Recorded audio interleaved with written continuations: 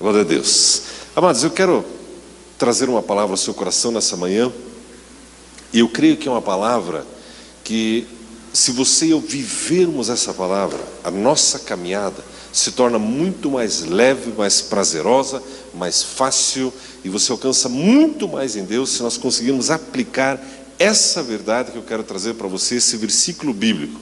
Ontem o Regis me mandou um zap falando: pastor, estou pensando em abordar esse tema na hora da libertação. Eu falei: aborde esse tema, perdão, porque a minha palavra é parecida, vai nessa linha aqui, né? Então eu gostaria que você abrisse a sua Bíblia, por gentileza, em Filipenses capítulo 3, o versículo 13. Filipenses 3, versículos 13 e 14. Filipenses 3, versículos 13 e 14. Obrigado também pelas felicitações do aniversário. Coloquei uma plaquinha na frente da minha sala, né? Conforme aprendi com meu pai desde pequeno, né? Se você quer um presente, né? Botei uma plaquinha, presentes aqui. Irmãos, quando eu cheguei à tarde, parecia uma árvore de Natal ali, né? Então, foi bom esse aniversário, né? Deu tudo certo para mim. Não sei como é que está o teu aniversário esse ano, mas o meu deu tudo certo, né? Estamos aí nas comemorações, né? E eu já falei semana passada, mas eu fiz 50 anos, mas me sinto com um corpinho de 49 ainda, né? Mas graças a Deus, obrigado pelas felicitações. Graças a Deus por isso. Filipenses, capítulo 3, versículos 13 e 14, a palavra de Deus nos diz assim: Irmãos, não julgo que eu tenha alcançado, mas uma coisa faço, esquecendo-me das coisas que para trás ficam e avançando para as que estão diante de mim, prossigo para o alvo, pelo prêmio da soberana vocação de Deus em Cristo Jesus. Apóstolo Paulo, no momento especial da vida dele, possivelmente na prisão, no momento que ele escreveu isso, e Paulo, ele tem a Bíblia, né? O Espírito Santo usa ele para algumas máximas da vida cristã. Ele faz algumas definições assim muito fortes, né? Quando falávamos na ordenação do pastor Ronaldo, pastor Eliseu, suas esposas, o texto que fala o mais importante, e é Paulo também, o Espírito Santo usando ele, dizendo que o mais importante da vida cristã é andar de forma digna do Evangelho. E aqui ele diz: uma coisa eu faço. Tem tanta coisa para fazer. Já viu a expressão, está corrido, eu tenho tanto para fazer? Não, é tanta coisa para fazer, né? Em especial irmãs pré-casamento. Eu sei porque lá em casa está assim, né? É pré-casamento e é tanta coisa para fazer. Homem é mais simples, né? Compra um sapato novo, uma camisa, uma gravata, está resolvido, né? Mas é tanta coisa para fazer. E Paulo ele diz: uma coisa eu faço. De tudo que orbita a minha volta, de tudo que ocupa a minha mente, de tudo que as minhas mãos são usadas para fazer, de todo lugar que eu vou, tudo que eu vejo, que eu ouço, que eu falo, uma coisa eu faço. Uma coisa eu faço. E o que é? Esquecendo-me das coisas que para trás ficam. Quando o Regis abordou o assunto perdão, de Mateus capítulo 6, na verdade, perdoar é esquecer as coisas que para trás ficam. Uma coisa eu faço, esquecendo-me das coisas que para trás ficam. É interessante nós vermos, amados, que Paulo, ele tinha coisas ruins para esquecer, já vamos falar sobre isso, mas ele tinha também coisas boas para esquecer. Como assim? Irmão, você pode viver do seu passado, seja ele ruim ou tenha sido ele bom, e não é o que Deus tem para a sua vida. Primeiro ponto: o que fazer então com o meu passado? Basicamente uma coisa eu devo fazer com o meu passado. Basicamente uma coisa. A Bíblia diz, se você quiser olhar no Salmo 103, o versículo 2, coloca para nós lá, Salmo 103, o versículo 2. Bendize, ó minha alma, ao Senhor, e não te esqueças de nenhum dos seus benefícios. Como que eu trato o meu passado? Eu sou grato a Deus por tudo que Ele fez por mim. Primeiro ponto dessa nossa ministração. A Bíblia diz: esquecendo-me do que para trás fica. Ok, mas e o meu passado? Eu deleto tudo? Não. Em relação ao meu passado, eu sou grato a Deus pelos benefícios dele, pela obra dele na minha vida. Irmãos, o apóstolo Paulo, ele coloca esse princípio porque ele sabe que a alma humana, ela tende a ficar presa no passado, em especial coisas ruins. Ele diz, uma coisa eu faço, eu me esqueço do que ficou para trás, e eu continuo avançando, eu continuo avançando, eu continuo avançando. Em relação ao nosso passado, eu então olho com gratidão. Deus, obrigado pela minha salvação, obrigado pelo livramento, obrigado por isso, obrigado por aquilo. Deus, obrigado, obrigado, obrigado, obrigado. A palavra de Deus diz também em Isaías 43, versículo 19, gostaria que colocasse para nós, Isaías 43, 19, eis que eu faço uma coisa nova, agora está saindo a luz, porventura não a percebeis? Porei um caminho no deserto e rios no ermo. Irmãos, se o meu foco em relação ao meu passado não está muito ajustado, eu começo a não perceber as coisas novas que Deus está fazendo. Vamos dar um exemplo. Era confortável o lugar que nós estávamos? Sim.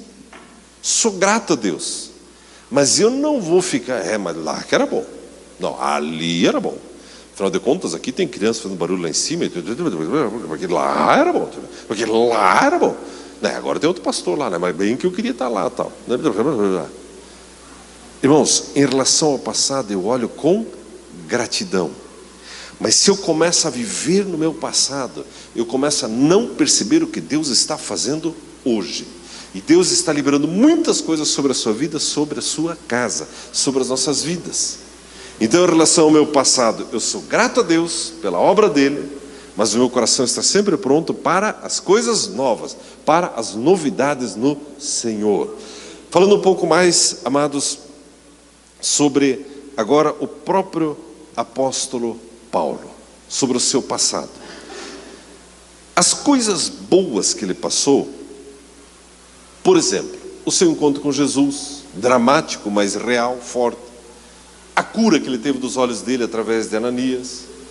Conhecer os demais apóstolos, ser usado por Deus para curas, para libertação, para tantos milagres. Coisas boas aconteceram. Mas ele diz, sabe de uma coisa? Ainda assim, eu não vou ficar preso às minhas vitórias do passado. E pior que ficar preso ao meu passado, é ficar preso ao passado de outras pessoas. Ficar preso ao passado de outras pessoas. E eu quero falar um pouco mais nesse segundo ponto, exatamente sobre essas coisas ruins que muitas pessoas deixam permear o seu coração em relação ao seu passado. Veja o que está escrito, por gentileza, em 2 Coríntios, capítulo 11, a partir do versículo 25. 2 Coríntios, capítulo 11, a partir do versículo 25, diz assim, o próprio Paulo falando, 3 vezes fui açoitado com varas, 1 vez fui apedrejado, 3 vezes sofri naufrágio, 1 noite e 1 dia passei no abismo, em viagens muitas vezes, em perigos de rios, em perigos de salteadores, em perigos dos da minha raça, em perigos dos gentios, em perigos na cidade, em perigos no deserto, em perigos no mar, em perigos entre falsos irmãos, em trabalho e fadiga, em vigílias, muitas vezes em fome e sede, em jejum, muitas vezes em frio e nudez. Além dessas coisas exteriores, há o que diariamente pesa sobre mim, o cuidado de todas as igrejas. E ele vai continuando aqui, assim por diante. Amados, Paulo, quando ele fala isso, ele está olhando para o seu passado, mas ele não está preso a esse passado. Ele olha para tudo aquilo que ele passou, enfrentou em prol do evangelho, traições, isso, aquilo outro. Ele diz, sabe de uma coisa eu faço, eu me esqueço dessas coisas. E eu prossigo para o alvo. Irmãos, 100% das pessoas que estão aqui tiveram alguma dificuldade no seu passado com outras pessoas.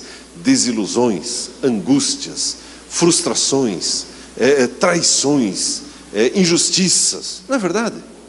Alguns podem até escrever um livro. Pastor, eu escrevo uma enciclopédia inteira, se for o caso. De tanta coisa ruim que fizeram comigo. Não é verdade, irmãos? Pergunta para a pessoa que está do teu lado. É assim ou não é? Não. Amados, Deus sabe disso. Você sabia disso? E aí Deus das coisas que para trás ficam. Eu conheci pessoas tão presas ao seu passado, já com mais de idade que eu tenho hoje, lamentando e odiando seus pais, odiando. Era um Natal, encontrei um amado, um querido, e ele assim meio ranzinza, meio emburrado. Eu falei, o que houve? Não, porque quando eu tinha 8 para 10 anos de idade, eu queria ganhar um relógio do meu pai, e quem ganhou foi meu irmão mais novo, e eu ganhei um Walkman, um troço assim.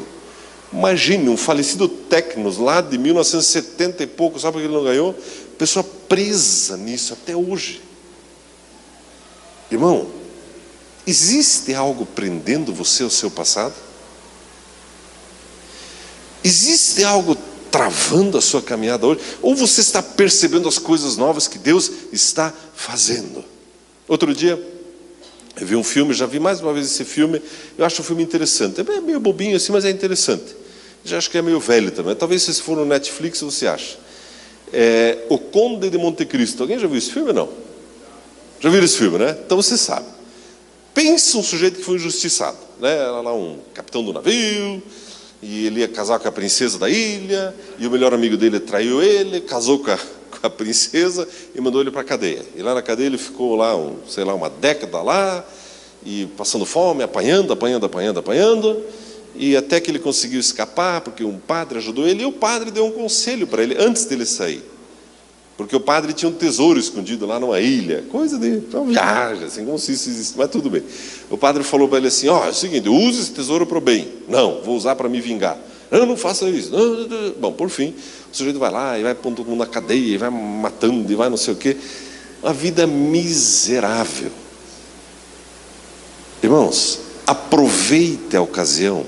A Bíblia diz, se você era escravo, aproveita que você está livre e viva a sua vida servindo a Jesus. Não, Arnaldo, é que você não sabe o que fizeram comigo. Eu estou preso lá atrás e eu vou me vingar. Eu vou me vingar. Quanto crente vive dessa maneira? A Bíblia diz, irmãos, se você der uma olhadinha em Lucas capítulo 4, versículo 29 e 30, eu gosto disso aqui. Jesus ele nos dá um exemplo maravilhoso.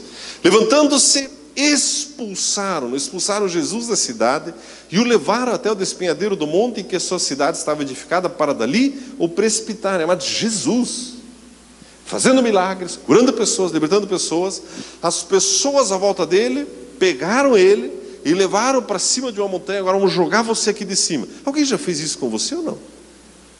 Se imagina a ofensa, não é uma ofensa? Escuta, mas eu só estou fazendo bem aqui, eu só estou fazendo milagres, só estou libertando endemoniados. Não, nós queremos matar você. E quiseram matar Jesus. Jesus não tinha motivos de sobra para ficar preso nisso, magoado. Deus, Pai, me leva embora. Eu fui lá na maior boa vontade, eu estou lá na terra, e o pessoal quer me matar. Olha a atitude de Jesus no versículo 30. Ele, porém, passando pelo meio deles, seguiu o seu caminho. Irmão, siga o seu caminho. Não fique preso nas ofensas das pessoas. Isso é só entrar na fila, porque pessoas vão continuar ofendendo você. Não é assim, irmãos. Não é assim. Estamos vendo na nação brasileira, e cremos que é a resposta de oração que está acontecendo no Brasil, toda essa operação Lava Jato, isso é resposta de oração. Nunca na história desse país aconteceu isso. Mas sabemos que isso não para aqui. A corrupção não vai. Já tinha gente na cadeia continuando a receber propina. Um troço de louco. Mas ainda assim, tem pessoas que vão despertar aí. Eu vou mudar minha vida, não vou ficar mais preso a isso. Jesus, mesmo sendo ofendido e injustiçado, passou pelo meio deles e seguiu o seu caminho. Irmão, não gaste a energia da sua vida tentando se explicar, se justificar para as pessoas. Isso não vai te adiantar nada. Sirva a Deus, adore a Jesus e seja intenso no teu amor por Ele. Amém, irmãos? Veja o que a Bíblia diz também, uma expressão, é um clássico da Bíblia. Os universitários, me ajuda, Reis, quando Eliseu chega para aquela mulher e diz assim: uma mulher das mulheres dos filhos dos profetas clamou a Eliseu dizendo: meu marido, teu servo, morreu. Você me acha esse texto? É Reis, 2 Reis 4, acho que é, né? 19, será? Acharam lá? Mas a expressão, enquanto eles acham, os meus universitários aqui, a expressão dessa mulher, quando ela chega para o profeta e diz: o meu marido morreu, e eu só tenho um filho, e o texto, acharam? O texto diz assim: meu marido, teu servo, morreu, e tu sabes que o teu servo temia o Senhor. Veio o credor para levar os meus 2 filhos para serem servos. 2 Reis 4:1, coloca lá para nós. Isso mesmo. O 2. Perguntou-lhe Eliseu: que tenho de fazer? Diz-me, o que tens em casa? E ela disse: tua serva não tem nada em casa senão uma botija de azeite. Disse-lhe ele: vai, pede emprestadas vasilhas a todos os teus vizinhos, vasilhas vazias, não poucas. Depois entra e fecha a porta sobre ti e sobre teus filhos. Deita azeite em todas essas vasilhas e põe a parte a que estiver cheia. Então ela se apartou dele. Depois, fechada a porta sobre si e seus filhos, estes lhe chegavam as vasilhas, e elas enchia. Cheias que foram as vasilhas, disse a seu filho: chega-me ainda uma vasilha. Mas ele respondeu: não há mais vasilha nenhuma. Então o azeite parou. Veio ela, pois, e o fez saber ao homem de Deus, e disse-lhe ele: vai, vende o azeite, paga a tua dívida, e tu e teus filhos vivei do resto. Amados, essa história nos mostra muito bem o que acontece com o ser humano, as lutas. Você imagine a luta dessa mulher. Essa mulher era uma viúva. E ela chega para o profeta e diz: o meu marido morreu. E o detalhe, o marido dela servia a Deus, temia a Deus. E ela coloca o quadro: agora os meus filhos vão ser levados embora como escravos, para pagamento da dívida do meu marido. Amados, a expressão "o meu marido morreu" é um estado de vida que muitos crentes adotam para si. Meu sonho morreu, meus planos morreram, minhas expectativas morreram, eu queria isso, mas não alcancei, eu queria aquele outro, mas não alcancei, meu marido morreu, minha casa morreu. E tem gente que fica preso nisso. Fui injustiçado, me enganaram, e fizeram isso, fizeram aquilo. Deus, as tuas promessas não se cumpriram. Já viu gente viver assim? Eu lembro-me de uma ocasião que o Pio contou um testemunho de um irmão querido. Isso já tem mais de 20 anos atrás isso.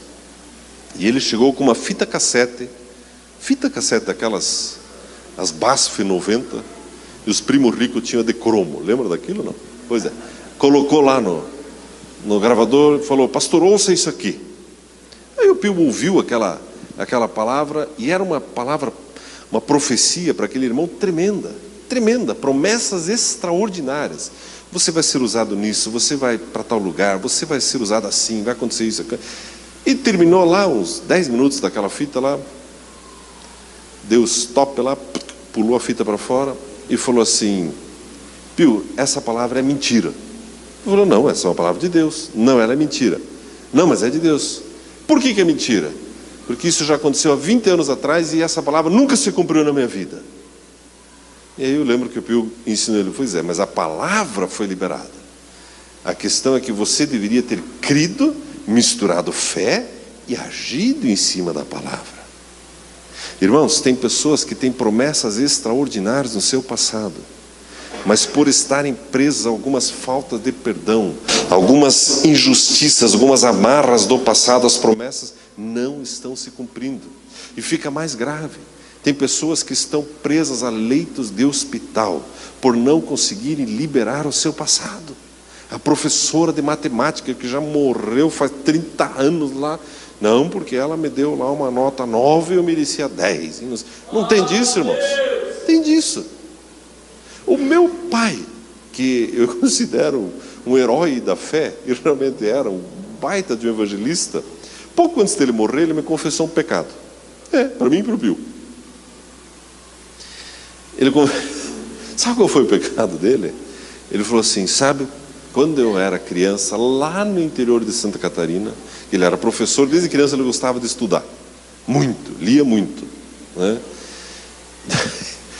Eu era lá, imagina, dava pé descalço na escola e a professora lá fez lançou um desafio no início do ano. Olha, quem tiver a melhor nota da sala vai ganhar lá um estojo com tantos lápis e tantos cadernos e tanto. Então tinha o desafio de vencer, mas também a necessidade de ganhar aquele material. E ele fala, eu estudei, fiz, aconteci, desenhou florzinha no trabalho, não sei o que, ele levou maçã, o ano inteiro, ele falou. Quando chegou no fim do ano, eu ganhei. E quando eu fui chegar para receber o meu prêmio, a professora, ou o professor, não sei, falou, parabéns, parabéns. Só que é o seguinte, nós vamos dividir esses lápis aqui, esses cadernos, com todos os alunos da sala. Todos precisam ganhar iguais. Sei lá, talvez o professor tinha lá um motivo nobre, eu não sei. Mas você acredita que meu pai guardava isso até 60 e tantos anos? Né? Puxa, mas que injustiça aquela professora, não sei o quê. Eu falei, pai, você não tem vergonha de um troço desse? Não, eu também estudei, eu merecia. Mas deixa esse troço para lá. A professora que já morreu, já faz 300 anos. O lápis já acabou. Não é interessante, irmãos? Uma coisa faço, esquecendo-me das coisas que para trás ficam. Essa mulher, quando ela usa a expressão, o meu marido morreu, amados, isso é um estado de ser. Tem crente que estaciona nesse canto da vida. Os meus sonhos morreram. Deus foi injusto comigo.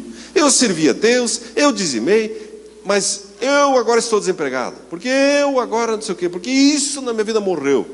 E a pessoa, ela joga a terra em cima dela mesma. Já viu morto pegar uma pá e jogar a terra em cima dele mesmo? É o que muito crente faz. Meu marido morreu.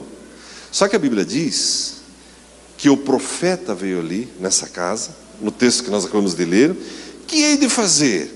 Ele pergunta, o que você tem? Tenho lá uma botija. Eu tenho um restinho de esperança. E o que você tem? Eu pertenço para uma igreja.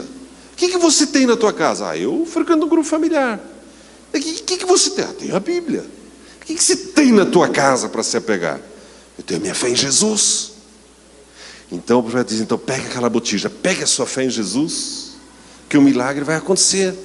Mas não fique preso, não fique culpando a Deus. Mas meu marido morreu, foi Deus que matou. Não foi Deus que matou. Amados, o diabo bate com força contra as pessoas. E as pessoas confundem quem é o culpado das suas angústias, na sua caminhada. Foi Deus que deixou acontecer isso, foi Deus que matou. Não, nós temos um inimigo. E o profeta diz, vai lá, pega essa vasilha. No versículo 3, pede vasilha emprestada de todos os teus vizinhos, vasilhas vazias e não poucas. Amados, Deus sempre é um Deus de abundância. Você sabia disso? Deus sempre tem mais para você. Não fique preso no passado. Não, mas é que lá em 1800 e tanto, que aí que era legal. Que, irmãos, esqueça. Deus sempre tem mais para você e para mim. Sabe qual é o dia que o Senhor fez? É hoje. É hoje. Deus fez esse dia. Deus fez esse dia. A Bíblia diz, amados, que essa mulher mandou os filhos pegar as vasilhas. Isso nos mostra algumas coisas. Primeiro, ela aceitou cobertura espiritual sobre a vida dela. Ela obedeceu ao profeta. Amados, aonde estão as pessoas que aceitam cobertura espiritual sobre as suas vidas? Pastor, eu aceito, eu sei que você aceita. Mas você percebe que o que tem de crente por aí dizendo, eu me viro, eu faço meu cultinho em casa, leio minha Biblinha em casa, e eu faço minha oraçãozinha em casa, e eu fico endemoniadinho em casa. Mas isso não funciona. A Bíblia nos ensina que nós precisamos uns dos outros. Não é verdade, irmãos? Eu tive que dar uma dura no meu pai com 60 e poucos anos. Libera, professora. Você percebe como nós precisamos da igreja? E a Bíblia diz que ela aceitou a cobertura, ela tirou de foco, ok, meu marido morreu, eu gostava dele, mas está morto, está sepultado. Deus, o que o Senhor tem para mim hoje, Deus? Eu não vou ficar preso ao passado, muito menos vou culpar Deus pelos infortúnios da minha vida. O profeta diz, empreste vasilhas. E ela manda o filho, mas isso nos mostra outra coisa. O filho obedeceu a mãe. Sabe o que significa? Que o filho foi ensinado a respeitar a autoridade sobre a vida deles. Não é maravilhoso, irmãos? Quando você envia teu filho para um retiro, você está ensinando isso, filho. Isso é mais importante que as outras coisas. Essa semana eu vi um pastor querido, mas pensa um irmão querido. Conversando com ele, ele me disse uma frase que eu não concordei. Como era por telefone, eu não pude argumentar com ele, mas pessoalmente eu vou argumentar com ele que ele está enganado. Enganado no que, Erna? Ele me disse o seguinte: puxa, essa semana teve um grupo familiar lá na minha casa, uma célula, e eu cheguei atrasado. Cheguei atrasado porque eu estava com meu filho na escola, que estava lá fazendo uma corrida. E quando eu cheguei no grupo, meio envergonhado, todos me aplaudiram porque eu gastei mais tempo com meu filho do que lá com o grupo familiar. E eu percebi que ao longo dos anos eu priorizei a igreja em detrimento da família. E eu me arrependo disso. Irmãos, bobagem! Irmãos, bobagem! A prioridade é a igreja. Você sabia disso? Na igreja é mais importante que a família. A Bíblia diz: busque primeiro o reino de Deus e a sua justiça. Não está escrito busque primeiro a sua família, mas isso é uma visão egoísta, quase idólatra. Não, meu filho, eu te adoro, meu filho, eu te sirvo, eu te glorifico, filho. Não, irmãos. Quando eu inverto isso, estou dizendo: Deus, agora eu vou assumir a responsabilidade de cuidar da minha família. É maior frio, irmão, você não vai conseguir. Mas quando você prioriza o reino, Jesus, a igreja, Ele se responsabiliza por cuidar daquilo que é seu, irmãos. Amém, amados? É assim. Não, inclusive pedi perdão para meus filhos por ficar tanto tempo indo para a igreja. Nunca meus filhos vão ouvir isso de mim. Nunca. E olha que foram anos, né? Criado, cuidado por esse, cuidado por aquele, toda noite fora na igreja. Irmãos, nunca meus filhos vão me ouvir pedir perdão. Desculpe que eu fui mais para a igreja do que fiquei em casa jogando bola com você. Uma que nem bola gosta de jogar, né? Mas enfim, não fiquei gastando tempo com você. Irmãos, não. Não, mas então você não ama a família. É por amar a família que eu priorizo o reino, a igreja, irmãos. Amém? Não estou dizendo que você não deve gastar tempo com a sua família. Deve sim, mas a maioria das pessoas que levantam essa bandeira, que a família é a prioridade, a maioria larga o filho num quarto com o computador, a filha na internet no outro quarto, e ele fica largado vendo televisão. Depois ele me dizer que está gastando tempo com a família. Conversa mole, irmãos. Conversa mole. Os filhos foram buscar as vasilhas, porque entenderam o princípio de cobertura espiritual. Mãe, quem falou? O profeta falou? O profeta falou. Então nós vamos. Mãe, quem falou? O pastor falou que tem 300 na igreja. Então nós vamos, mãe. Mãe, quem falou? O pastor falou que tem culto de jovens todo sábado. Então nós vamos, mãe. O pastor falou. Irmãos, cria teus filhos dessa maneira, valorizando a cobertura espiritual sobre a vida deles. Essa madrugada, eu acordei de madrugada, bem na hora que estava nascendo o sol, fui dar mais uma olhada. Não sou de acordar de madrugada, okay? Não porque eu levanto de madrugada, não. Eu gosto de dar uma boa dormidinha. Eu gosto de uma dormidinha saudável, assim, né? Daquela acordar com o travesseiro assim, meio grudadinho na bochecha. Eu gosto de dormir bem. Mas essa madrugada, acordei cedão, bem na hora que o sol estava nascendo, uma vista assim gostosa, linda e tal, e tinha um grupo de jovens num posto de gasolina que tem lá de casa, uns 10, e cerveja e bagunça e tal. Eu fiquei olhando ali, Deus, quem são essas pessoas? Quem são os pais desses jovens? Agora saindo de manhã, vindo para a igreja, um estava deitado na calçada, bêbado, dormindo. Quem são? Irmãos, e tem crente que não está cuidando dos seus filhos, por não ensinar cobertura espiritual para eles. Ensine teus filhos a igreja. Filho, não fique preso no passado. Mãe, mais uma vez você falou mal de pastor, pois então me perdoa, esqueça isso. Amém, irmãos? A Bíblia diz que os meninos saíram, foram buscar as vasilhas, e a Bíblia diz no versículo 7: então veio ela e o fez saber o homem de Deus, e disse ele: vai, vende o azeite, paga a tua dívida e tu e teus filhos vivei do resto. Irmãos, olha como Deus é maravilhoso. Ou você fica preso no meu marido morreu, o meu passado, tenham pena de mim. Isso é uma outra classe de crente que tem aí, que se faz de vítima com qualquer coisa. Tenham pena de mim, eu fui obrigado. Não, você não é vítima. Você já viu o rei emburrado? Não. Você é rei, você é sacerdote. Amém, irmãos? Pega esse azeite, venda, viva, paga a dívida, viva. Você pensa quanto azeite, se era para pagar a dívida e viver ela e os filhos do resto, você pensa quanto azeite era isso. Amados, Deus sempre tem milagres para você e para mim. Deus sempre tem provisão, Deus sempre tem extraordinário. Mas não fique preso no meu marido morreu. Essa mulher podia ter dito para o profeta: não, mas onde já se viu? Isso agora é bullying ministerial. Além do meu marido morto, ainda vou ter que sair pedindo emprestado vasilhas. Isso mostra também, uma vez o Pio comentou sobre esse texto algo interessante. Ele disse, mostra que essa mulher tinha um bom relacionamento com as suas vizinhas também, porque emprestaram as vasilhas para ela. Irmãos, isso mostra uma pessoa com o coração sarado em relação ao seu passado. Voltando para o texto de Filipenses, esquecendo-me das coisas que para trás ficam. Casais, está na hora de esquecido coisas que para trás ficam. Uma das coisas que mais gera separação de casais, sabe o que é? Uma das coisas que mais gera separação de casais. A pessoa cometeu um erro, seja ele qual for, a mulher colocou açúcar na lasanha em vez de sal. E o cara ficou tão ofendido com aquilo, né? E passa 30 anos, qualquer coisinha. Mas você botou açúcar, fez de propósito.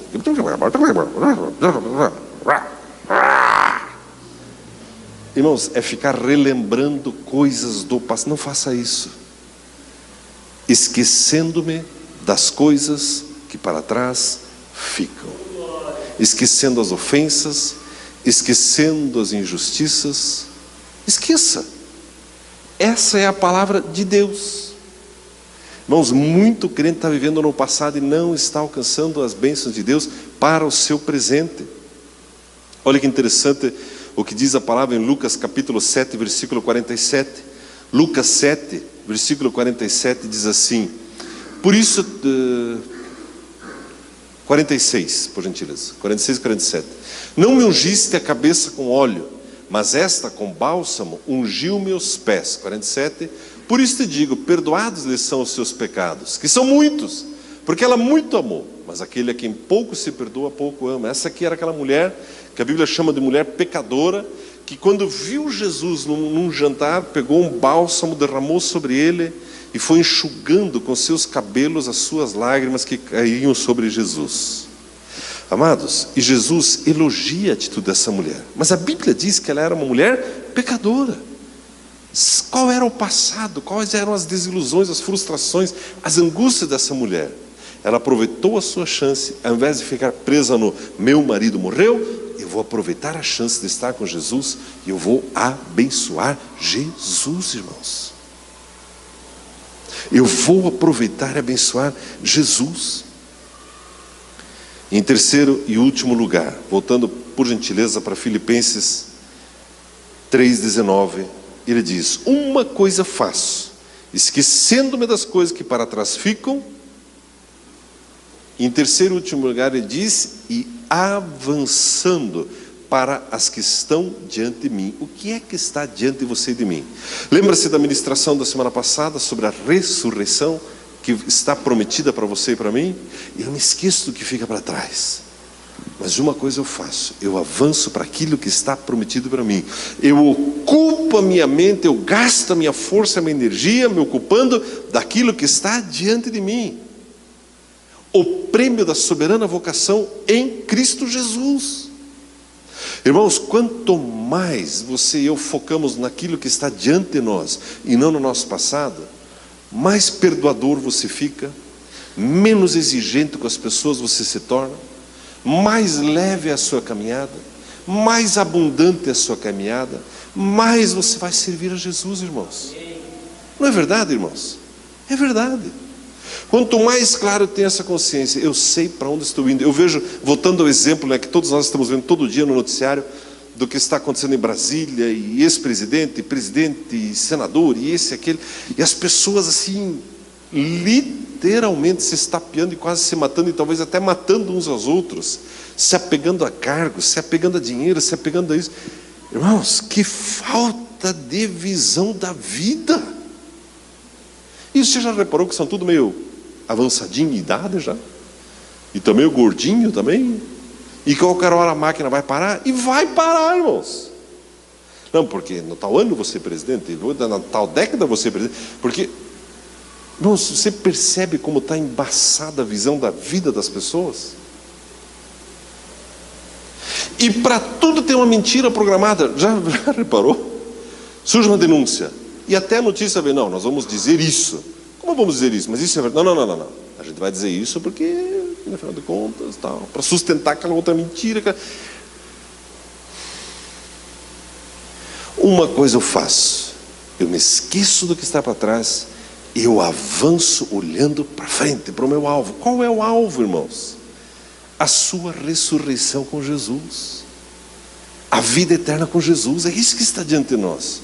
Irmãos, quanto mais claro fica esse foco na minha vida, mais você vai viver como Paulo vivia, como esses heróis da fé vivem.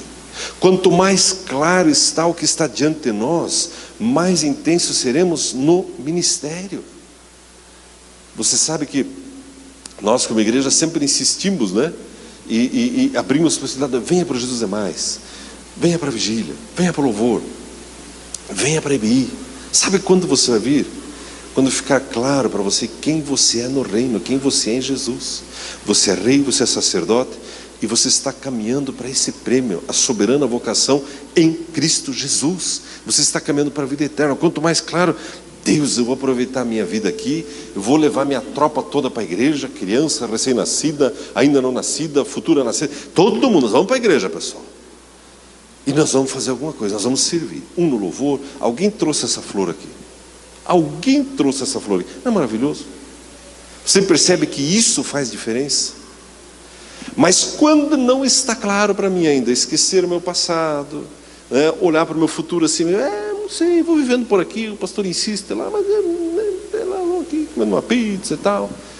Quanto mais claro está isso para mim, eu prossigo para o alvo, pelo prêmio da soberana vocação de Deus em Cristo Jesus, mais você mergulha na obra, mais você se envolve, mais você se doa para as pessoas. Amém, amados? Essa palavra, e eu quero encerrar com isso, quando diz prossigo para o alvo, eu dei uma olhadinha no grego que significa isso. Ele está falando exatamente, sabe aquele tiro alvo que tem aqueles, eu prossigo, eu quero acertar o alvo. Isso está falando, amados, de compromisso, comprometimento. Não, eu estou na igreja, mas contanto que eu acerte lá no arco de fora, tá bom. Aquela história, eu quero entrar raspando no céu, quero ser lixeiro no céu, para mim tá bom. Não vai dar certo, não tem lixo lá, né?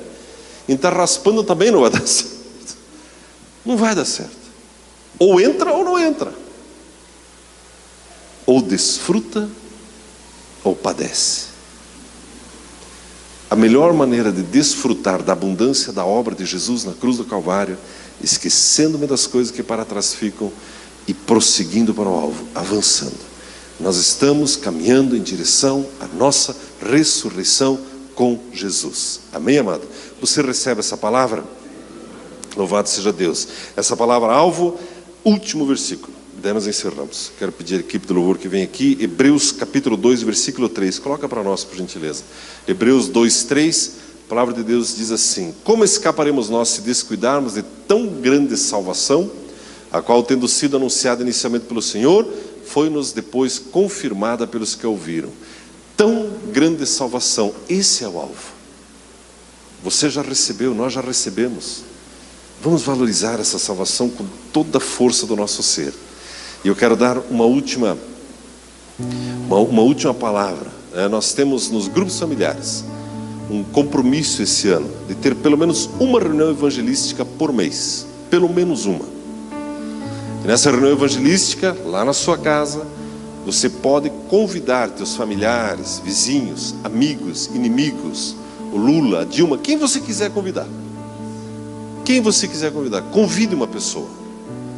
Ah, não, mas o meu amigo, ele é da pesada. Melhor ainda, traga, convide. Líderes, incentive as suas ovelhas, né, para fazer isso. Os domingos, traga pessoas para a igreja.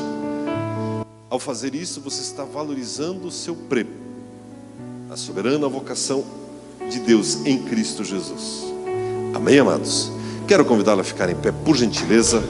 Louvado seja Deus. Obrigado, Jesus.